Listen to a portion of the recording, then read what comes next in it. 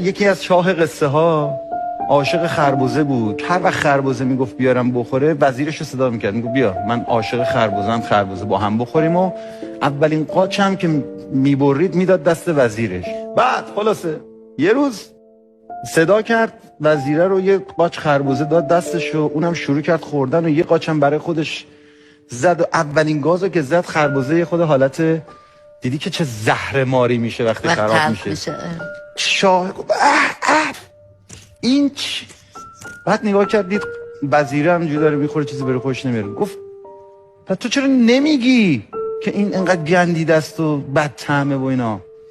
وزیر گفت من یک عمر از دست تو خربزه شیرین گرفتم، حالا یه بارم اینجوری شده، چرا باید بگم؟